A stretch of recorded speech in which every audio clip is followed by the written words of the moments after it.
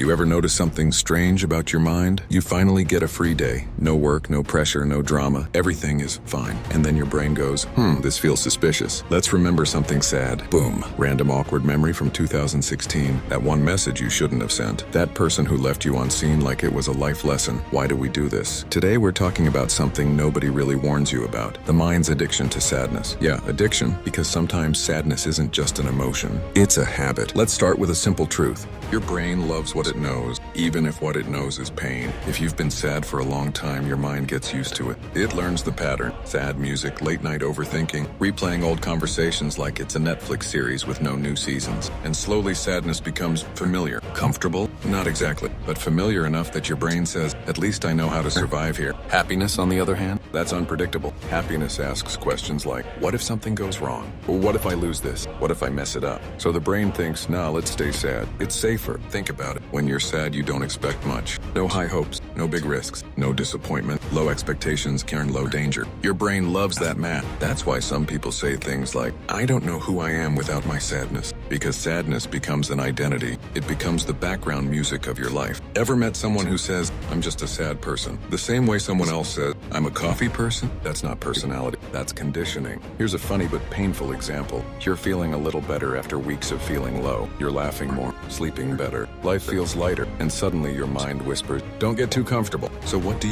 You open old chats. You stalk someone you promised you wouldn't. You play that one song that hurts in a very specific way, and 5 minutes later, you're sad again. Achievement unlocked. Why? Because sadness feels deep. It feels meaningful. We've been taught that if you're sad, you must be thinking deeply. That pain equals depth. That smiling too much means you're shallow or not serious enough. So the mind starts associating sadness with intelligence, maturity, and emotional depth. Meanwhile, happiness gets labeled as careless, which is honestly unfair. Another reason the mind gets addicted to sadness? Attention. Let's be real. When you're sad, people check on you. They ask, are you okay? They listen. They care. When you're happy, people just assume you're fine. So somewhere along the way, the mind learns. Sadness, sheer connection. This is especially true if growing up, you were only noticed when something was wrong. Your brain remembers that, and now it tries to recreate it, not because it wants to hurt you, but because it wants to be seen. Here's the tricky part. Sadness starts as a visitor, then it becomes a roommate. Then one day, you realize it rearranged the furniture and changed the Wi-Fi password, and now it lives there. But here's something important nobody tells you. Just because your mind is used to sadness doesn't mean it's meant for it. Your brain is plastic. It adapts, which means it can adapt out of sadness too. But it feels uncomfortable at first, because healing feels boring. No intense emotions, no dramatic inner monologues, no sad midnight playlists. Just calm, and calm feels empty when you're used to chaos. So your brain tries to recreate the chaos. It's like leaving a noisy street and entering a quiet room.